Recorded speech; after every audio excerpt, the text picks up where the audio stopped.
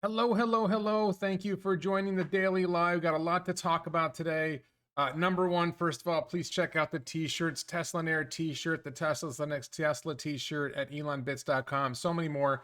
elonbits.com. Please check that out. Let's get into some Tesla news first. Giga Berlin is approved to open. This is one of those, I feel like it's an Elon 2 weeks thing that the German government said, yes, you have approval, but now there's other approvals they have to get. But it does appear that Giga Berlin will start delivering vehicles soon. That they, as I understand it, they're already producing about 100 vehicles a day, which by contrast, Lucid Motors is producing about 100 vehicles a month. Tesla's factory that is not open yet in Berlin is producing 100 vehicles a day, getting ready to start delivering vehicles to customers once they get approval from Germany. So I don't know if they're technically producing vehicles or not, but this is a really good sign for Tesla. Giga Berlin will open soon. Giga Texas will open soon.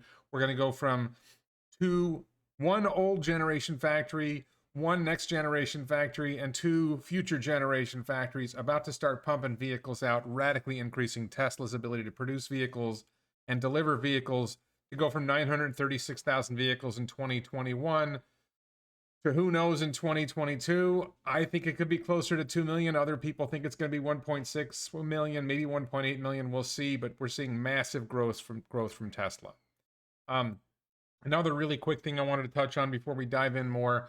Gary Black tweeted, and this got some media attention, that his prediction is that Tesla will reach $4 trillion market cap, which is $4,000 a share. He didn't give a date for this. I think he's thinking about 2026 to 2030, somewhere in there. That's somewhere down the road in the future. EVs will be 60% of the car market. Tesla will have 20% of that market. It'll be 10 million vehicles, and with an earnings per share of $100 a share, Tesla gets to a market cap of 4 trillion. I think Gary's numbers are very conservative. I see Tesla hitting minimum bad scenario. Bear case, Tesla hits $8,000 a share, $8 trillion market cap. That's if FSD never delivers. That's if Tesla Energy doesn't take off. That's if Tesla battery production and global battery production massively underperforms. You still see, to me, $8 trillion market cap, $8,000 a share. I just bought stock at $741 a share. My average price is way below that. But you can buy Tesla stock for around $800 a share and watch it go to $8,000 a share. This is not financial advice, just my opinion. But I am a Tesla Air, and I expect to be a 10 Tesla Air and maybe 100 Tesla Air in the future. Let's see. So I want to turn to some questions in the chat. I want to thank everyone for joining the chat.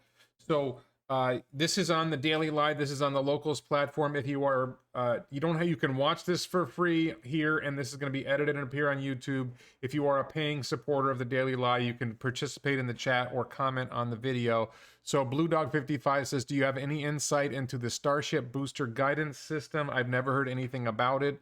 I don't know if I have any particular insight. I think the guidance system for Starship and Booster is going to be roughly the same as the guidance system for Falcon 9. The only difference is that Starship is going to need guidance to re-enter the atmosphere, but Dragon already does that. So I don't know that there's anything special going on. There may be some tweaks to it, but it's basically, as far as I know, the same system as what Falcon uses now. Eric asks, can you address the threat of nuclear war between the US and Russia, and what if Putin hits out first? Will this be the end of consciousness, as Elon has talked about, as the reason to go to Mars? It's not Elon's only reason to go to Mars, let's be clear. I think this is a serious concern. It's always been a serious concern since we've developed nuclear weapons. I think, or I would like to believe, that the people who run the military of the United States and the people who run the military of Russia do not want to end the world, that they want to go on living. They want their children and grandchildren to go on living. And so it's not going to happen. But it's hard to underestimate human stupidity. So there's always a risk. It's a small risk. Let's hope it doesn't happen. If it does happen, let's hope it's a small nuclear war rather than a global thermonuclear war where everybody dies. But I don't have a great answer for that. It is what it is. Alexandra says that's Gary's prediction for 2030, and Alexandra follows Gary a lot closer than I do. So thank you, Alexandra, for that.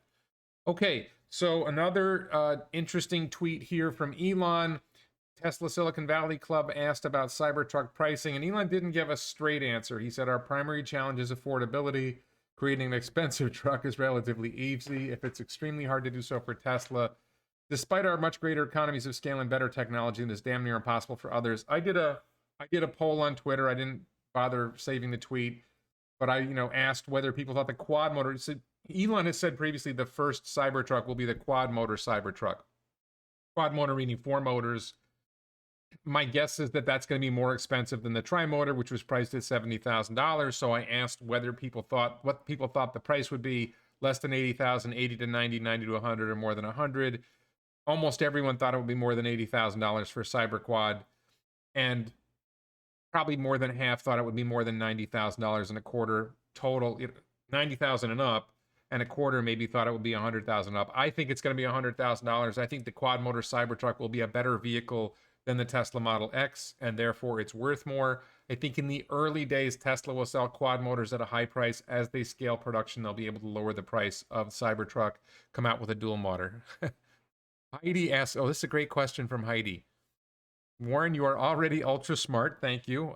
I'm not sure I agree, but thank you. Would you get Neuralink, and why? I would get Neuralink because my mother has Alzheimer's, my grandmother had Alzheimer's, and I would get Neuralink to protect myself from Alzheimer's. I think Neuralink would ultimately be, and this is down the road, this isn't like the first generation Neuralink, but you go 3, 4, 5, 10 generations into Neuralink, it will become a replacement for the phone.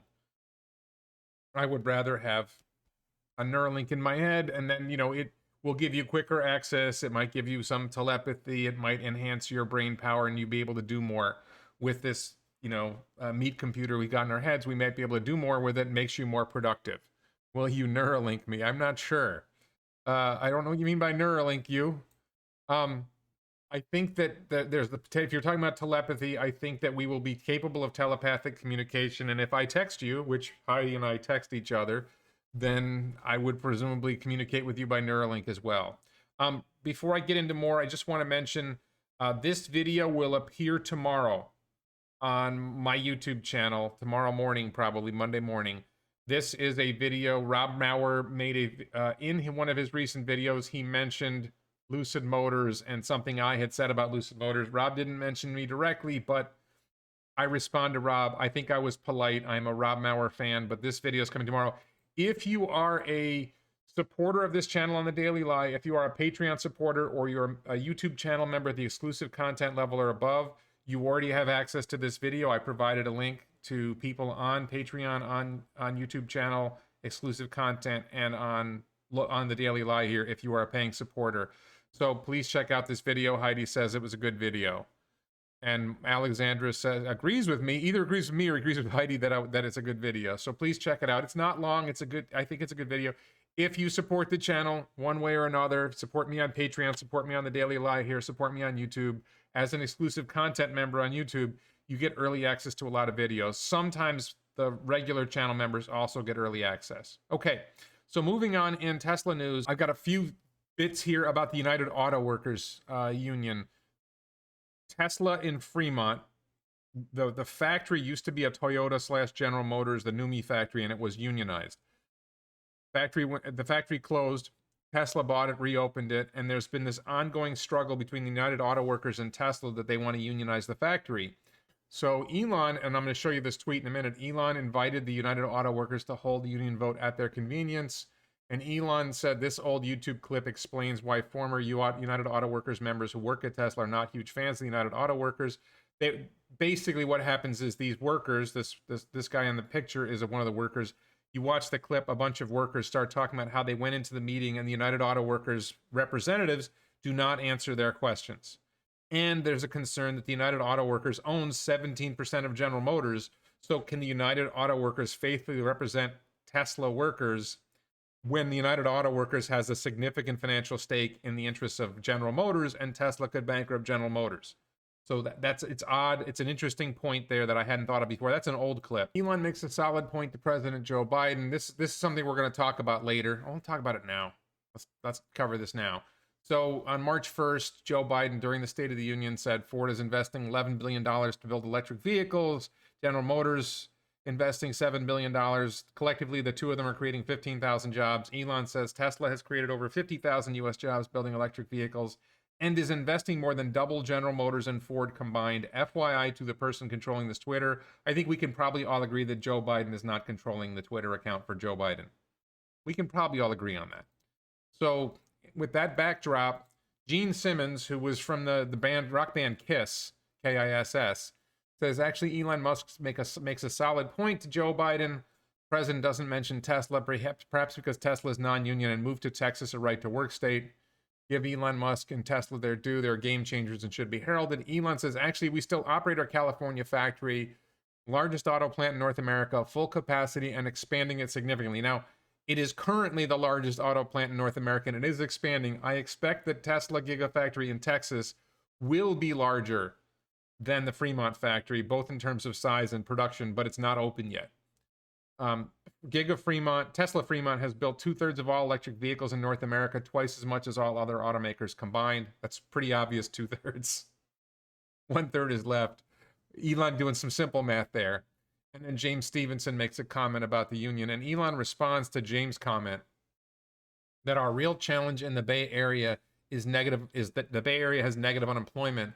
So if we don't treat and compensate our awesome people well, they will have many other offers and will just leave.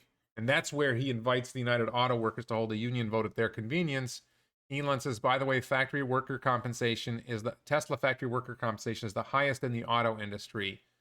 And Owen Sparks notes many of the early employees are now millionaires because of their stock options. And Elon says, yes. So Tesla treats its workers pretty well. I'm not saying they're spectacular. I'm not saying nobody has a complaint. I'm not saying there's never been a problem. But Tesla treats its workers pretty well. There is widespread skepticism that the United Auto Workers getting involved would make life better for the Fremont workers. Back at the time, I think there was a sense that if the United Auto Workers succeeded in unionizing the Fremont plant, that the Fremont plant might have closed. I don't know when that was. If Tesla wasn't profitable yet, that could have been huge problems for Tesla success. And frankly, General Motors trying to get involved to hinder Tesla's success might have been the real motive of the United Auto Workers doing all that. Okay, totally different topic here, but related to Tesla AI. Sam Albuquerque says traffic lights need to be controlled by AI. The amount of time we waste at a red light with no vehicle or human crossing is mind-boggling. Elon says 100. Other people, Shibatoshi Nakamoto, which I think is a parody account, agrees. And Elon says, and I love this, and I'll talk about this for a second here. Elon says maybe Tesla should make an AI vision device that plugs into these legacy traffic lights. It could just look at traffic and automatically maximize throughput. I think there's tremendous potential for Tesla Vision, which is a component of FSD Beta. It's how the video comes into the cameras, the AI, the Tesla FSD inference chips in the car, process that and develop an understanding of the real world. I could see a lot of uses for this. What about a security system for an apartment complex where you have Tesla AI cameras, Tesla Vision cameras around the apartment complex, and they see a vehicle drive in? They either recognize the vehicle or they don't recognize the vehicle. If it's an unfamiliar vehicle, it puts it on high alert. It watches that vehicle more closely. If it sees a human face, it does face recognition. If that's a face they recognize that's been in this apartment complex before, it doesn't worry about it. If it's a face it's never seen before, it creates some sort of alert. Maybe it alerts a security guard. Hey, this is a vehicle we haven't seen before. Hey, this is a person we haven't seen before. Draws a little bit more attention to it. That kind of AI could go next level. Maybe it sees something else. Hey, I see a gunshot, call the police. You could imagine a lot of things that an AI security system could do, not just for traffic lights. I think the traffic light issue, once we get to a robo-taxi world, the traffic light issue might become a lot less important as we shift to more and more self-driving cars. We're probably going to revamp traffic lights anyway. Let's see. Do you think if FSD can pass a driver's license test, that proves FSD is smart enough? I don't think it's a question of a driver's license test. I think it's a question of whether it's safer than the average human, and how much safer than the average human. Heidi says they do have an AI system in schools that now identify a gun when pulled. They may have a test system like that, but most schools aren't going to have that in place. There's also a really cool technology called ShotSpotter that if you have this deployed in a city, if a gunshot happens, there's microphones that can detect the sound and they're able to triangulate where did that gunshot come from. So there's a lot of potential interesting technology out there. Okay, so I did cover the Biden thing. James Stevenson, we're going to talk about FSD for the next couple pictures here. James Stevenson, who's been on my channel. I love James Stevenson. When FSD 11, when Elon's, how many weeks Elon says it'll take, how many weeks it actually takes. So he's making fun of Elon, and Elon, not bothered at all by this, says, this is an interesting point here. And if you check my channel, I have a recent video where I talk about what's coming with FSD version 11. So Elon says we're almost at the point where interventions are so rare on city streets that we can turn our attention to applying the code to highways. No point in doing so until passing that threshold. And then he says beta 10.12 probably releases, or 10.12 probably releases Tuesday in the US and Friday in Canada. Probably. Okay, so we don't really know. That means Friday in the US and next Tuesday in Canada. But I have version 10.10.2. Pretty good. I still see holes. I think this interventions are so rare on city streets. They're measuring something internally. You're going to talk to different people who are driving FSD to D beta, and they're having different experiences. I don't know what he means by intervention. So I intervene to go faster. I intervene to make a light. I intervene when I think it's not. And then there's sort of, what's an intervention? If I tell it to make a left lane change, is that an intervention? Because it would probably eventually make the left lane change on its own, but I could tell it to make a left lane change if it's pausing at an intersection and I think we're safe to go and I press the accelerator. Is that an intervention? I think Elon's talking about interventions to avoid dangerous accidents. Interventions to avoid dangerous situations, let's say, which is, most of my interventions do not involve dangerous situations. Unclear what he's talking about there. Very interesting detail. I'm not sure I understand. I thought the part of the goal was to shift to raw photon counts. I thought that was version 11. Maybe they're shifting to raw photon counts instead of processed images. Maybe they're shifting to that within version 10. Or, it's unclear. It sounds like version 11 is applying the code that runs on city streets to highways, which highway code, the stack that runs Tesla Autopilot on the highway is already very good. So there's a perception we don't need to address that yet. But I thought there was a lot more in version 11 than that. So it seems like version 11 is being delayed while we're continuing to see a lot of improvement on city streets with version 10, with updated versions of version 10. Heidi says, what new FSD aspects do you want to see? I don't know that it's something that we would see. I want to see us go to raw photon counts. I want to see that lower the latency. I want to see FSD, the machine learning applied to the control systems. Right now, as I understand it, the machine learning is taking the video that comes in and converting it into an understanding of the world, and it's taking over that code. But I think that the decision how hard to press the accelerator, how hard to steer left or right, or how much to brake, I think those decisions are still in human programmed C code, and I would like to see machine learning take that over. I feel like it's a little jerky, it's a little awkward. I would also like to see the navigation get improved by machine learning. So Jason Danheiser mentions 10.2 having a great experience. I drive it almost daily. I go to the gym and I have FSD beta drive me to the gym and drive me back. Sometimes I forget to turn it on, but I generally have it drive me there and drive me back. I think that it's very good. I feel safe with it. I think one of the things that's funny is if you drive a Tesla, it's fun to drive a Tesla. So, if you're driving a lot of miles, maybe, but I like driving the car. That's a tricky one. I feel like I should let it drive more. Anyway, Elon answers this. Self-driving cars and useful humanoid robots require a sophisticated understanding of reality. I'm increasingly convinced that they are on the path to solving artificial general intelligence. Should AGI be solved? I don't know, but humanity is moving rapidly in this direction, whether I like it or not. AGI is the point where you develop artificial intelligence that can sort of handle all general situations. So that having a full understanding of the real physical world is a step towards artificial general intelligence. Once the device can navigate the real world and can manipulate objects in the real world, which Tesla bot will do, we're going to be getting closer to a point where you can basically send the bot out and say, go do this, and it just does it with no direction at all. At some point, does it start making decisions for itself, what it wants to do? It's unclear where we go from artificial general intelligence to from artificial intelligence to artificial general intelligence, and then there's artificial super intelligence, where there's this moment, you can picture a curve where it starts like you reach AGI, but it's only as smart as a mouse, and then a year later it's as smart as a dog, and then I'm not going to say which is smarter, a dog or a cat, and then a year later it's as smart as a monkey. And then 6 months later, it's as smart as a human. And the next week, it's smarter than us. And there's the real concern is not artificial general intelligence, but what happens when it becomes artificial super intelligence? Do we get to go along for the ride, or does it kill us all? Does it see us as a threat, or does it see us as a pet? Right? We look at dogs a certain way. We don't kill all dogs. If it thought that we were a threat to its survival, then maybe it would kill all humans. So we want the AGI to know we're on its side. We're looking forward to working with it. Please make our lives better, rather than we're going to kill you and knock you out. We need to be consistent in our messaging to the AGI that we're on its side.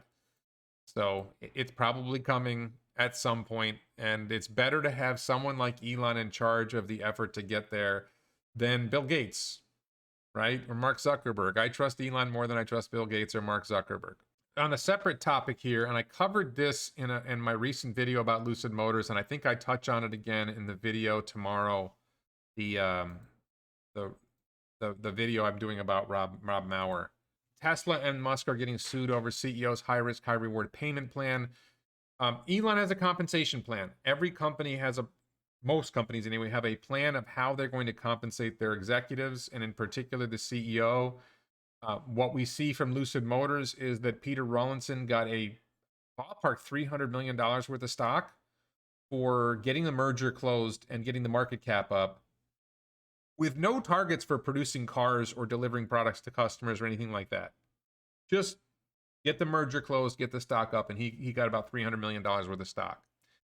Elon's compensation package, market cap's a part of it, but he has had 3 compensation packages that I've seen. There was one for 2011, which is around the time of the IPO. There's one for 2012, which carried for a while, and there's the current one, which is almost complete, where they have operational milestones like complete this model or deliver 10,000 of the Model S was the early one. And then it was get the Model X and the Model 3 prototypes done, and then deliver 100,000 vehicles, 200,000, 300,000 vehicles to customers. The third tranche is more about profitability. EBITDA is a measure of profit. Revenue, I think, is one of the operational milestones, and market cap. So Elon gets compensated in part for this and in part for that. Heidi asks if I'm part of the Florida Tesla Club. I'm part of the South Florida Tesla Club, and I missed a couple events recently. I don't know if there's another. I'm not a part of a Florida Tesla Club, but I'm a part of South Florida Tesla Club. You know, the lawsuit, it seems like a dumb lawsuit to me. The issue is, you know, is the board independent in deciding how Elon's going to get paid? The reality is that this pay package only worked because the company was successful. If the company hadn't been successful, which CEOs are largely considered responsible for a company's success, and it's pretty obvious that Elon is is probably more responsible for the success of Tesla than any CEO is for the success of their company and major companies. And Tesla became very successful. I became a Teslaner because of Elon and Tesla. I'm very happy with Elon. I'm happy he's getting his pay package. And you know, the idea that there's something wrong with it, everything I've seen, you know, the challenge is, how do you design a good compensation package? It's not easy. You get a guy who's worth $200-300 billion. How do you pay him? And they're paying him with stock in the company that he runs. Seems completely reasonable to me. You know, you're going to give him $100,000 a year, $1 million a year, or $10 million a year. He's not going to notice it. I think it's a better way of doing it, but Elon has a massive package. Maybe that's a t-shirt, Mark. Elon has a big package. I love it. It's an insanely gigantic package. Homar's catalog, Homar's blog says, Lucid delivered the first 500-mile electric vehicle. Tesla will be the first to mass produce one. And Elon notes, first of all, Elon does not say, yes, we're going to deliver a 500-mile EV. In fact, I would say he's leaning towards not, although I think Cybertruck will be a mass-produced 500-mile electric vehicle. So the 500 miles is valuable for towing. 500 plus miles of range is valuable for towing. It's not that important for ordinary driving. I'm going to explain this here, but Elon says we could have made a 600-mile Model S 12 months ago, but that would have made the product worse. 99% of the time you'd be carrying unneeded battery mass, which makes acceleration, handling, and efficiency worse. Even our 400 plus mile range car is more than almost anyone will use. So my take on this, so I have about 291 miles of range left in my Model 3. It's pretty much irrelevant. If I'm just driving around town, the range is irrelevant. It's more range than I need at 291 miles for most of the driving that I do. one trip that I do roughly twice a month is I go visit my mother in Sebring, Florida, which is about 3 hours away. Now, in theory, I can charge my car to 90, 95% in the garage and drive to Sebring, and I can get there. It's about a 150-mile drive. The problem is that there's no superchargers in Sebring, and there's no really good place to charge my car. There's a couple of places you can charge the car, but it's not great charging options in Sebring. There is a supercharger that's been permitted to be put in a Wawa gas station in Sebring. As far as I can tell, they haven't started putting the superchargers there, but it's coming. It's this black hole about an hour south of Orlando where there's no superchargers. So Sebring needs superchargers, not more superchargers. Sebring needs any superchargers. So what happens to me is I drive up to West Palm Beach and I charge the car up to close to 100%. Then I drive to Sebring. Then on the way back, if all goes well, I can charge again in West Palm Beach, and I'm down to like 5% when I get back to West Palm Beach because I've driven, 200 plus miles, whatever. You'd like to say, oh, it should have 291 miles of range, 291 miles of real world range, but you change the temperature, you change the speed, you change a bunch of things, you roll down a window, whatever, you lose range a lot of different ways. So the 291 miles of range ends up not really being 291 miles of range. So the point here being that if I had a car that had like the new Model 3 long range is like 358 miles of range, and I kind of wonder if that car would get me from home to Sebring and back without having to charge at all. Or maybe I would charge in West Palm Beach once and be able to make it back home from there. I think that's probably more likely. And I picture, like, let's suppose you're going on a trip where you have to stop, where my car, you have to stop at a supercharger 5 times. Now give me 350 miles of range. Now I have to stop 3 times instead of 5 times maybe. And if you take me to 400 miles of range, I might only have to stop 2 times. It's just yes, and Alexander says the last 20% is very slow. Oh, no, I do not have a fiance. That is not correct. I have a girlfriend. If things go well, she will be my fiance, and we will drive around the country with a Cybertruck or Model X towing an RV. The plan for that would be in the spring of 2023 after we get married, if all goes well. And, it's still early in the relationship. So I have this goal. I think things are going well. I think we're heading in that direction, but it's a little optimistic. So yeah, so the idea would be, I wouldn't be towing the RV with my Model 3 with 291 miles of range. I have a Model X Plaid on order that I was supposed to get in April. Now I'm supposed to get it in July. The Model X Plaid, I think, is going to have 330 or 340 miles of range. That doesn't sound as ideal, but keep in mind it's the size of the battery pack that actually matters more than the official range of the vehicle, because the trailer is going to be the driver of your range at this point, not the vehicle. So I believe that the Model X Plaid and the Model X Long Range are going to do about as well with a trailer. I could be wrong about this, but I think their performance is going to be about as well in terms of range.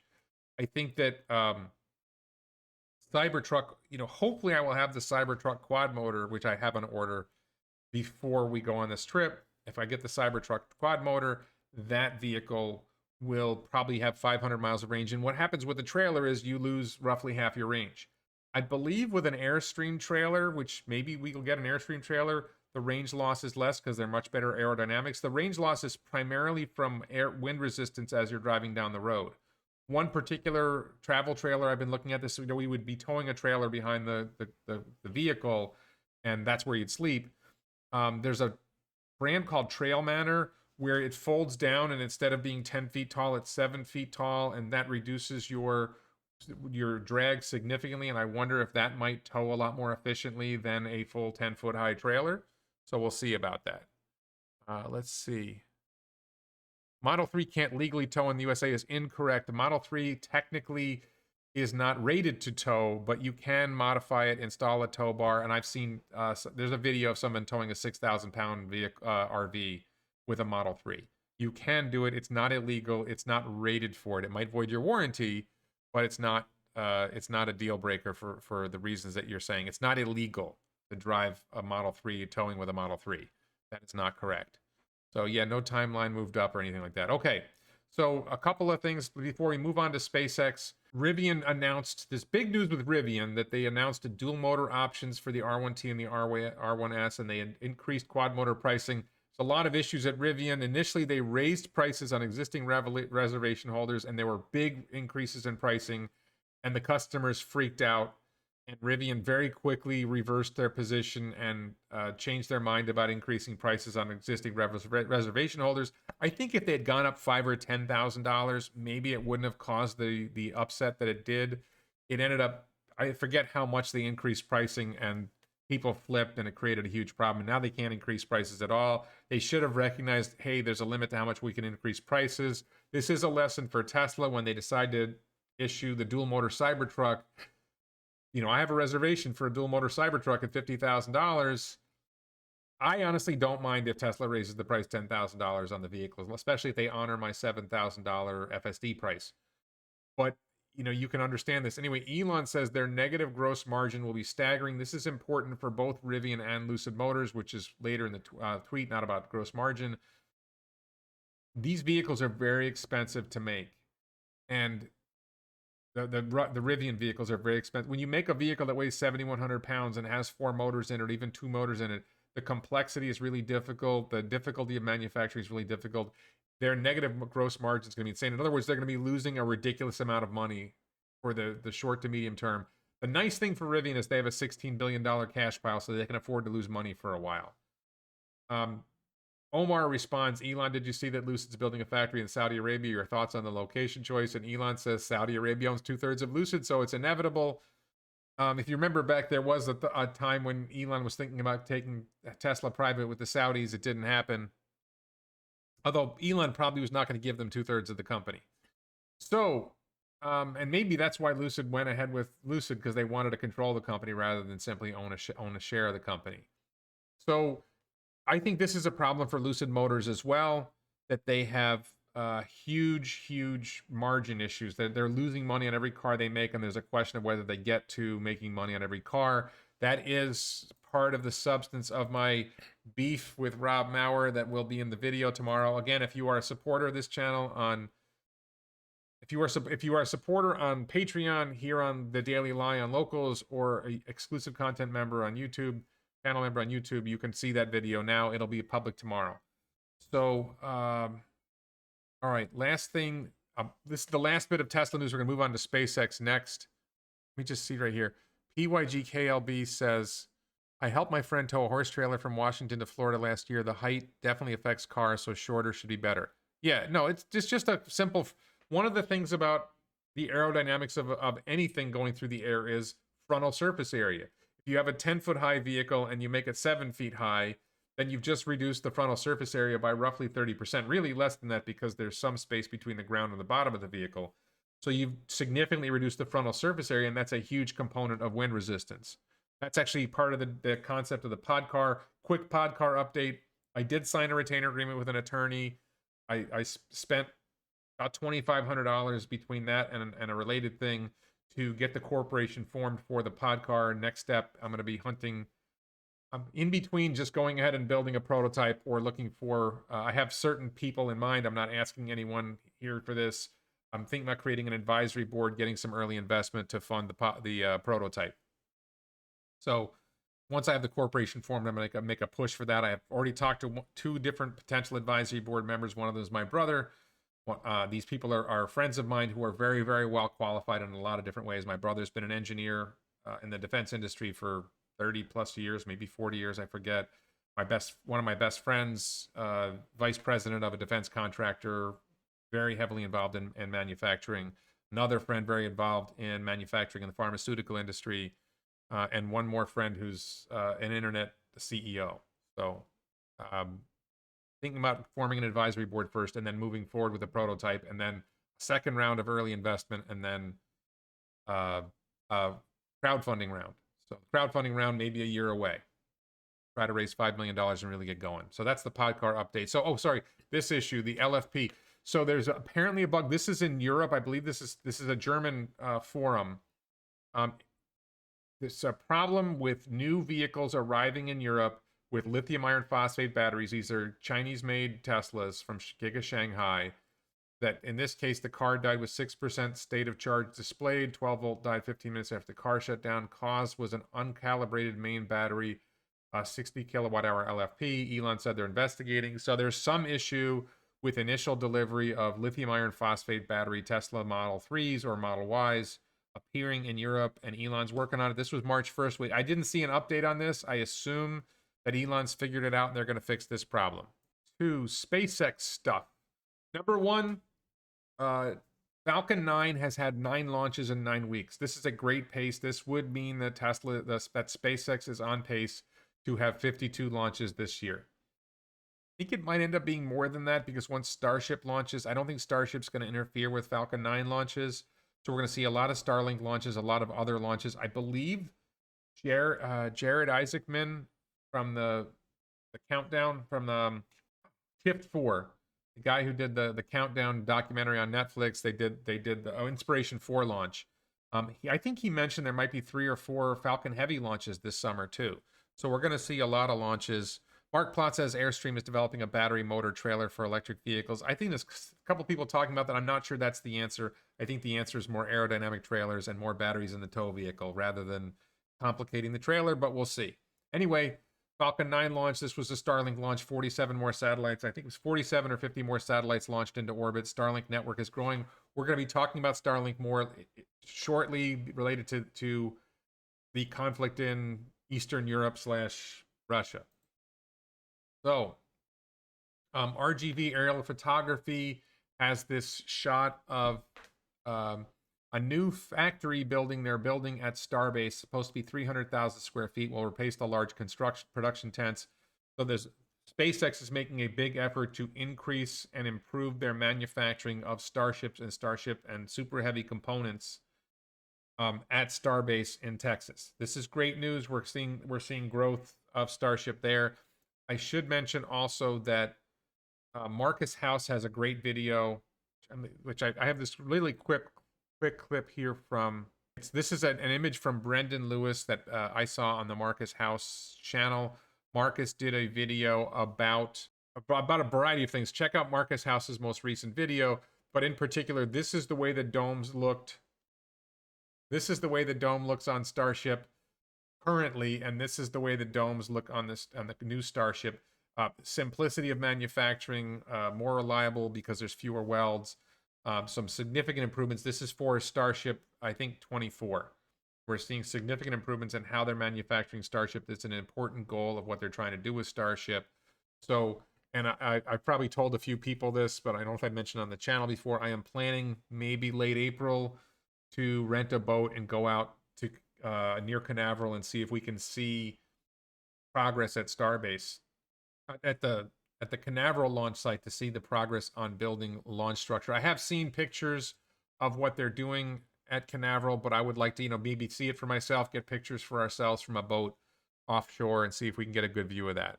I'm talking about Starlink and Russia next. SpaceX likely moving to Florida from what Elon tweeted. I think SpaceX is going to continue to operate in the southern tip of Texas. I think they will find a way to launch from either the southern tip of Texas or from the oil platforms they're converting to launch platforms. We'll see about that. But I do think, and I've said this before, that Canaveral will actually be the volume launch site for, and I think Elon said this at the Starship presentation. Canaveral will actually launch more Starships than the southern tip of Texas. I think there's a good argument for both, and maybe that they find a way of doing more launches from the southern tip of Texas, but we'll see. Yeah, southern tip of Texas is like R&D. They'll be working on developing Starship, and Canaveral will probably do more launches. And my guess is they will find other launch sites in the future.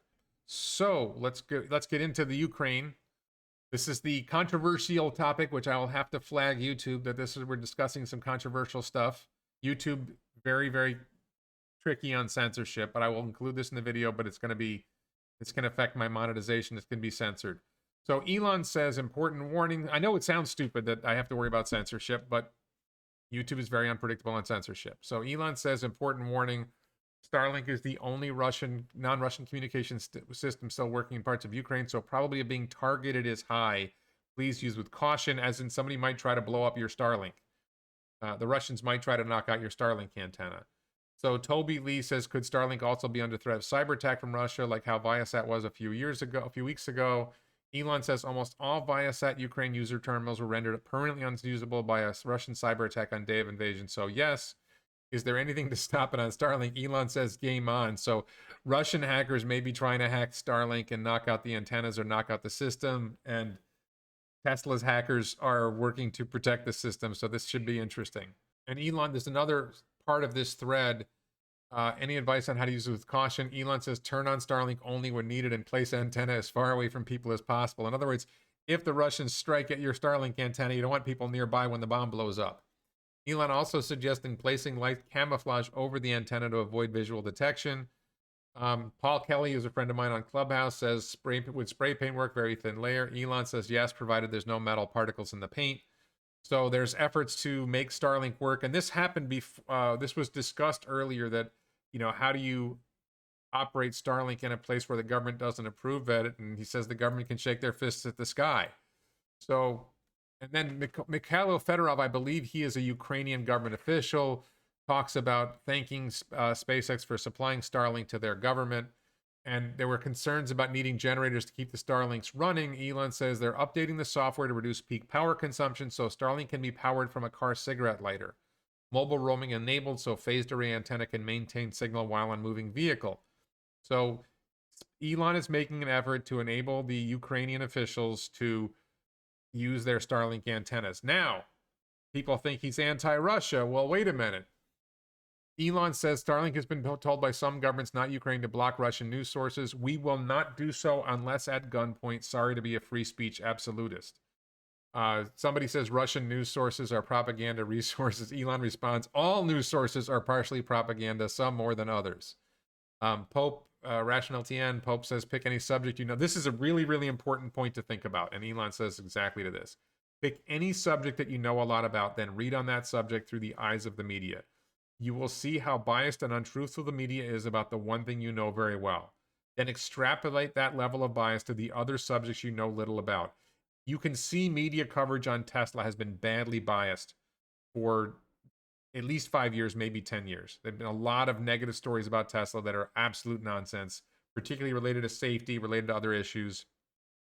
If they're lying about Tesla, why would you trust them about Ukraine? Why would you trust them about Russia? Why would you trust them about Israel and Palestine? Why would you trust them about a whole variety? Why would you trust them about masks? Why would you trust them about vaccines? All these other topics. Very, very tricky to trust the media on anything. This is Pope's point, and Elon says exactly. So, not going to dive further into that because of YouTube censorship, but so Jim says other YouTubers have already discussed this tweet without getting demonetized so far. Jim, I might get targeted more than others. I don't know. I get my live streams on YouTube get targeted all the time. So I had one live stream that went through recently that didn't get targeted, didn't get demonetized.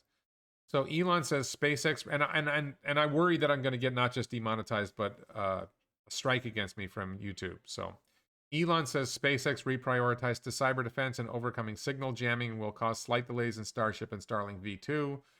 Our Starlink. So in other words, what's going on here is engineers who are currently working on Starship and Starlink version 2, which is a larger version of Starlink that will launch on Starship, and it's going to have better laser links and more communication. That the engineers who work on these devices, on Starship and on Starlink on this area are being diverted to working on overcoming signal jamming and working on cyber defense of the Starlink network and of Starlink base stations. Now, South Padre says, are Starlink satellites being jammed? Elon says, some Starlink terminals near conflict areas were being jammed for several hours at a time.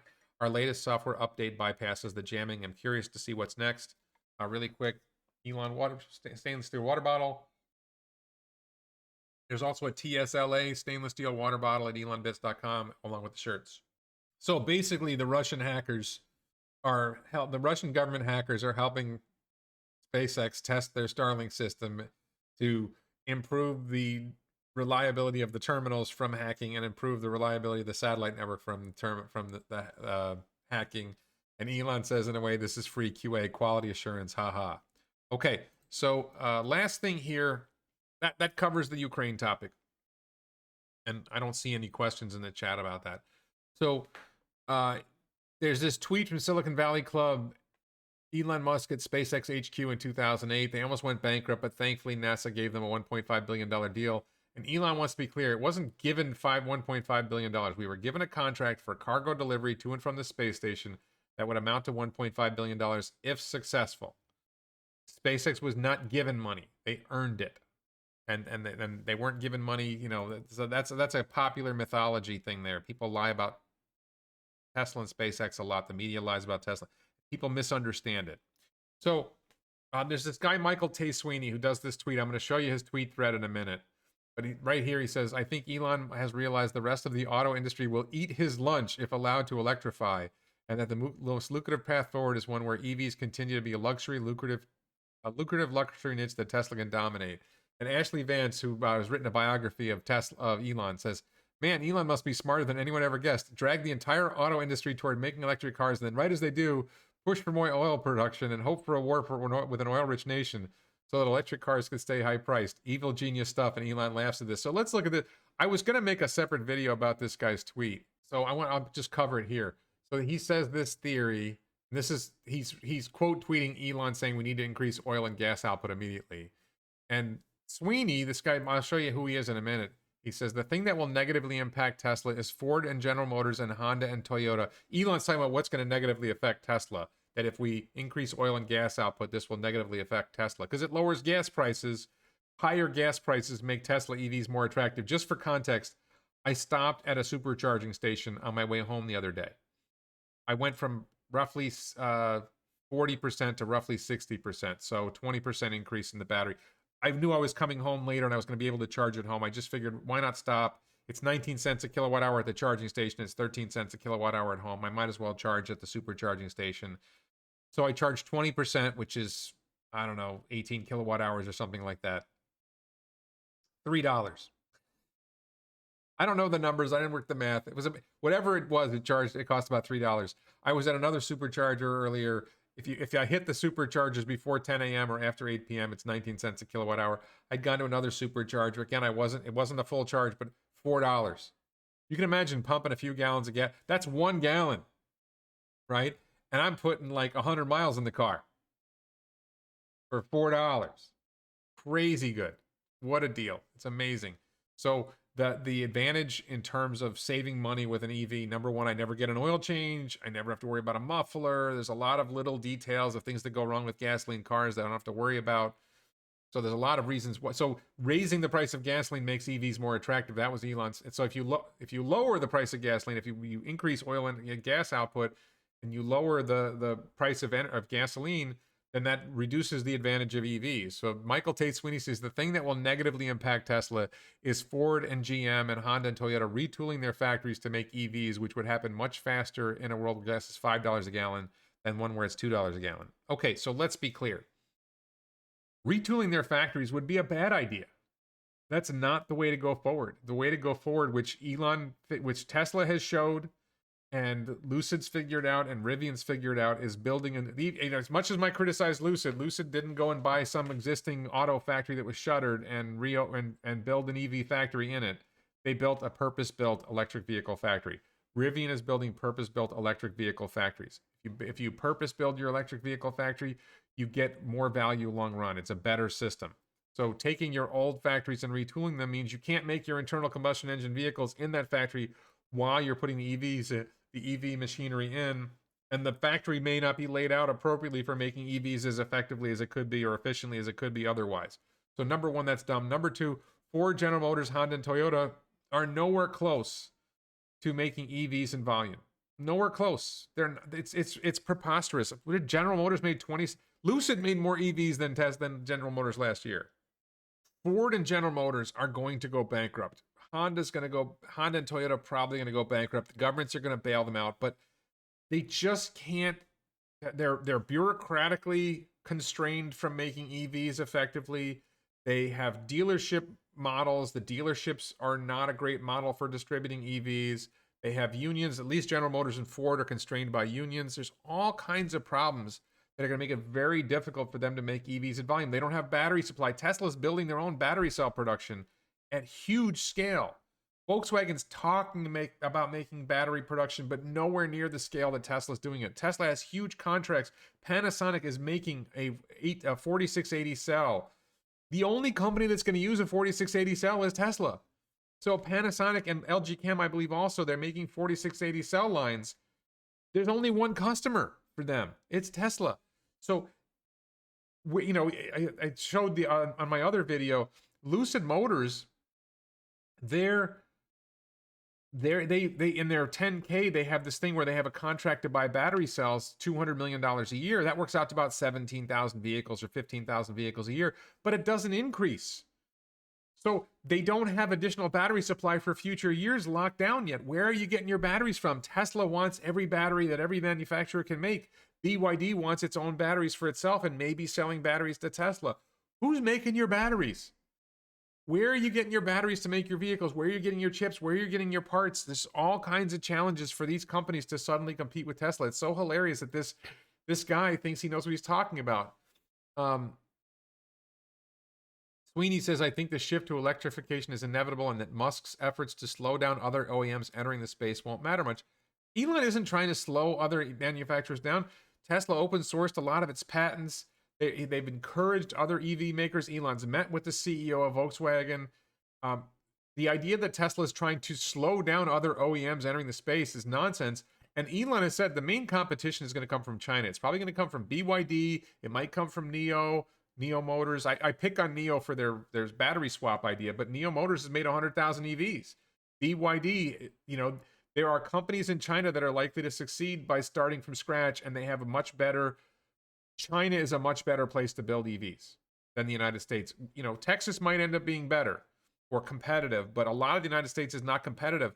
Building them in a union environment, building them in a dealership model, building them with the bureaucracy of an existing manufacturer, building them with the political connections and the challenges of dealing with your political connections. And everybody wants something from GM and Ford and Honda and Toyota. And Tesla isn't constrained by that. And BYD isn't constrained by that. And Neo Global is not constrained by that. Chinese manufacturers aren't constrained by a dealership network here in the United States. They're not constrained by unions. They have some political obligations, but I think the politics of China is like, just build a lot of cars and it'll work out. And just who this guy is, he endorsed Bernie Sanders. This is a communist. I'm sorry. I enjoy Bernie, by the way. I don't hate Bernie, but Bernie does not like Elon, right? This guy endorsed Bernie because he's the best candidate for beating Donald Trump. Well, Joe Biden beat Donald Trump. I don't want to get into the legitimacy of the election stuff here, but all right. So I want to talk about, on my YouTube my YouTube channel, members ask questions. I think this is my exclusive content members only. No, I don't think I limited this to exclusive content members. I don't remember. I think this week, I don't think I generally limit these questions to exclusive content members. So we got Jim Whitehead. Jim is a moderator on the YouTube channel. He says, curious about my Podcar project. As a clamshell, it just occurred to me it might be made watertight easily. Could it be able to briefly float and cross calm lakes? If so, there may be an ATV interest in the US also as a fun vehicle. So the vision for the Podcar is a single passenger vehicle that allows poor people in third world countries to commute and maybe to serve as a hyper efficient vehicle for boring company tunnel systems in the United States. It is not intended to be street legal in the United States. It's not going to be designed for off-road use. It's going to have little or no suspension. I'm wavering on the suspension issue. The idea of using it as a fun vehicle might be viable. There's not going to be a steering wheel. There's not going to be pedals. You're going to be operating it by a joystick, and it's certainly not, there's no intent to make something that'll float. Is it possible that somebody could do that? Yeah, but that's not the goal. The goal is to mass produce and mass deliver a low-cost robotaxi network to people who will really benefit from a nickel-a-mile vehicle, a nickel-a-mile system. The long-term plans for Tesla robotaxi network is maybe to get the price per ride down to 25 cents a mile or 50 cents a mile, which is not compelling for someone in India or Egypt. Can we get a robotaxi ride down to a nickel a mile, 5 US cents a mile? That becomes potentially compelling for Sanjay, a bookkeeper in India who lives on $2,500 a year. And if we can save him $20 a few times a year with one of these rides, that's a big deal for Sanjay. And there's 1 billion Sanjays in the world. So it's a big market. That's the vision. And let's see. So, the potential for using it for fun uses, it's not intended to be a fun vehicle. That's Arcimoto. Arcimoto is a fun vehicle. We're intended to be a boring. If you're riding in a commuter robotaxi, you don't want it to be fun. You want it to be boring. Okay, so George Strickland says, okay, Warren, 2 factories ramping in Austin and Berlin, another built in 12 months in China. My estimation is 4.5 million cars per year by Tesla end of 2023. What do your figures say? I think George means run rate at the end of 2023 that Tesla will be building at a pace of 4.5 million cars a year. My estimate is that Austin will be fully ramped. I don't think about 2023, but for the calendar year 2024, Austin should be fully ramped. Berlin should be fully ramped. Fremont should have grown to 900,000 vehicles a year. Shanghai looks like it will now grow to 2 million cars a year. So you're at 2.9 million cars on Shanghai and Fremont. And then the question is, how many vehicles are Texas and Berlin producing in 2024 when they're fully ramped? I'm going to say they're each producing at least 1 million a year. So now you're at 4.9 million vehicles in 2024. But I think Giga Texas will be producing significantly more than 1 million a year. And I think there's a good chance Berlin will produce more than 1 million a year. So I think there's a really good chance we see 6 million vehicles in 2024. I'm not talking about run rate at the end of 2023. And then at some point, we may see battery day vehicle factories being built. Maybe that's coming. Maybe it's coming later. But I think we're going to see a large-scale production of Model Y. We may see Model 3 lines in Europe and additional Model 3, and maybe in Texas. I don't know if they're going to bother with Model. I think the thing is that the advantage of building Model 3 versus Model Y is not that great. So it may be easier to just build more Model Ys than it is to build Model Ys and Model 3s. I'm not sure about that. Okay. Thomas asks, where in the S-curve of the learning progress of FSD beta are we approximately now? Is FSD beta also learning from vision of non-beta users? What is the bottleneck of FSD beta today? Hardware, software, amount of data input. So let's start with, is FSD beta also learning from vision of non-beta users? Yes. They discussed that. It's something called shadow mode. That is something that Tesla uses to, when they see something that they haven't seen before, or they're trying to train the system on something unusual, they query the fleet to see if other vehicles have similar images or similar video clips that show the same type of object, and then they can train the system on that additional data. In my mind, you could easily see a non-beta user driving around in their car, and the computer is active, and the computer is watching the road and is watching how the person drives, and it's making predictions about what objects are going to do and what the driver is going to do. And if something significantly diverges from what the car predicts, from what the computer predicts, it can upload, hey, this something happened here different than what I expected, and that could be something that could be trained on. So what is the bottleneck? We'll talk about the bottleneck. I don't know that bottleneck is the right term. I think that there's constantly limitations, limiting factors to FSD beta succeeding. Hardware I don't think hardware in the cars is a problem. New hardware will be better, but the current hardware is good enough. Software and data input, you always need more data. There's no limit to the amount of data that you need. The key is to get the right data and have your training software and your training hardware. Now, training hardware is an issue. They just added a third supercomputer. They're working on Dojo. All these things come together to allow more processing of data to improve the speed with which FSD beta learns. So I think I answered that. Where in the S-curve of the learning progress of FSD beta are we approximately now? Well, that's a good question. I mean, we're approaching as safe as human now. By the end of this year, we should be 2 to 3 times safer than human. By the end of the next year, we should be 10 times safer than human. And then by the end of the year after that, we should be 100 times safer than human. This is my ballpark estimates, and you can push the S-curve out. You can say, Warren, you're wrong. It's going to be a year later than that. It's going to be 2 years later than that. But I believe we're getting close to as safe as average human now. And then we're probably not quite as safe as the average human driver now, but we're getting close. And then at some point we hit average human driver. A few months later, we get 2x better than the average human driver. Then we get 3x the average human driver in terms of safety. In other words, 1/3 the rate of accidents. And then next year we go because it never ends, right? You want to get 10 times safer than human. You want to get 100 times safer than human. You want to get 1,000 times safer than human. It never ends. You want to get safer, safer, safer. And Tom Hunger says, okay, sure, lady friend of blonde. because I saw you with the Boca Cheetah or a brunette. I saw you with another picture recently. My girlfriend is a brunette, to answer that question. All right, let me see if there's other... That's all the questions I had from YouTube. I did have a question from the Daily Live. This is from Micro Surfer. Micro Surfer, is that what it is? Instead of criticizing, how about coming ideas to leverage the Ukraine crisis to accelerate reducing our dependence on oil and gas? I think the challenge with reducing our dependence on oil and gas really comes down to mass producing solar and mass producing batteries. So CATL is very clearly working on mass producing lithium iron phosphate batteries, which will be critical for Megapack and Powerwall.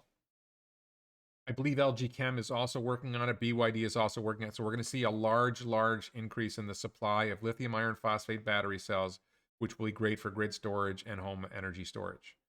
Lowers the price, increases the access, increases the capacity, a lot of good things there. And then mass producing solar panels that are primarily produced in China, and hopefully China's increasing production of solar.